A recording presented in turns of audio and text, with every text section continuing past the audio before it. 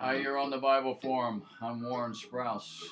We're here every Sunday night from 8 until 10 p.m. just for you. I want to talk to you tonight about Donald Trump.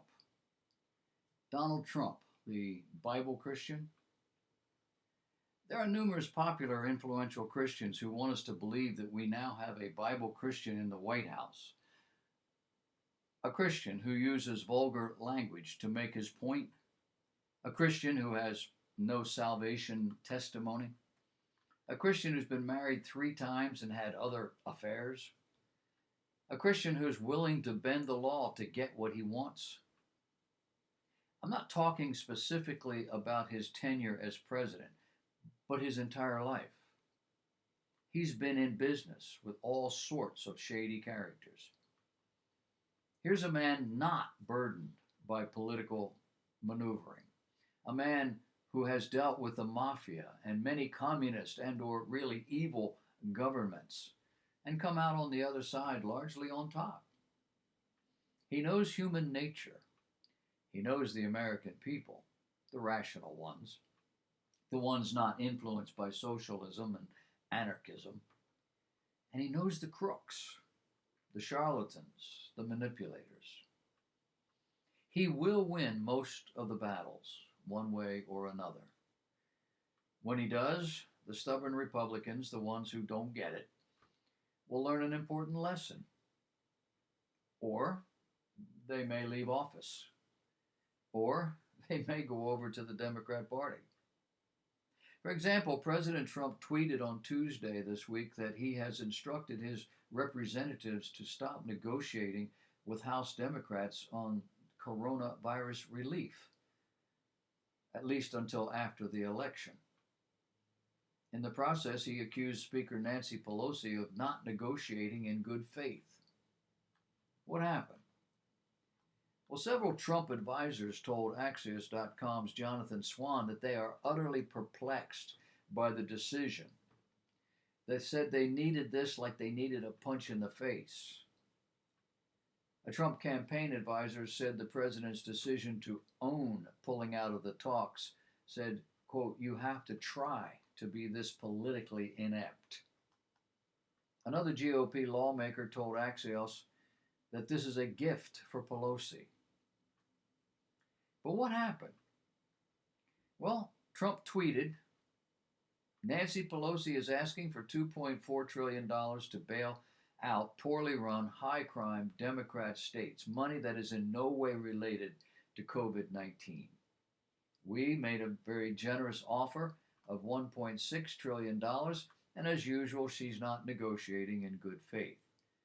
So I'm rejecting their request and looking to the future of our country. By the end of the week, they were back to negotiating. Do you see it? The man knows people.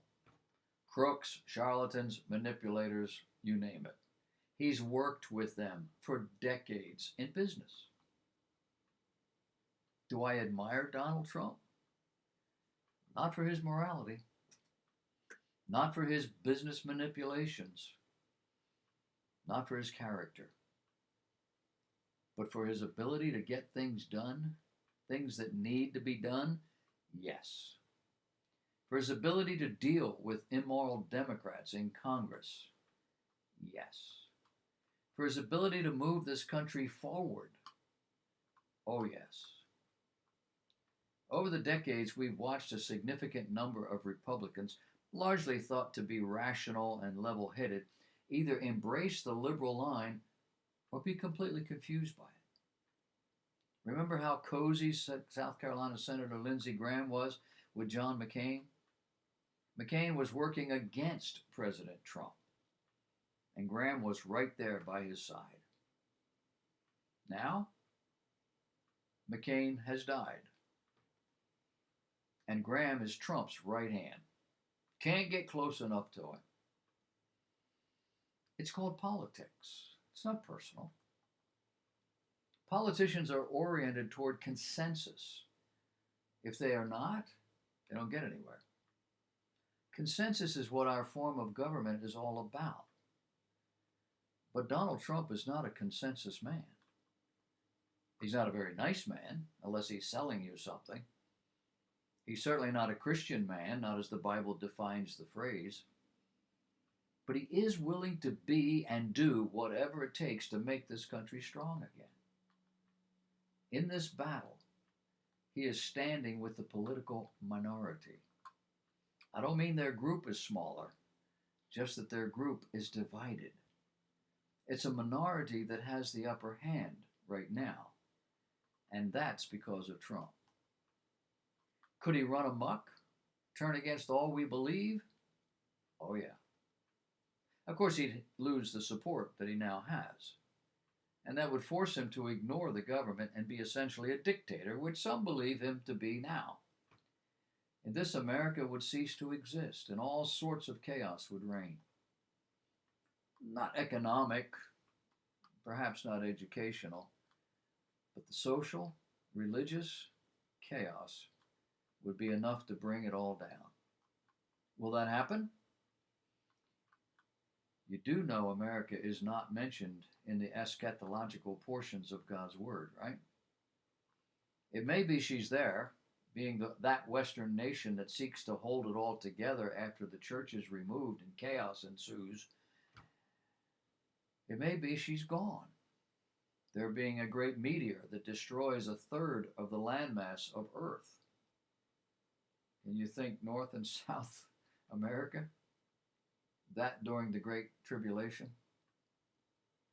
Now, there have been more and more news about asteroids and such lately passing close by the Earth. The last one passed by without anybody seeing it coming. They saw it as it passed by.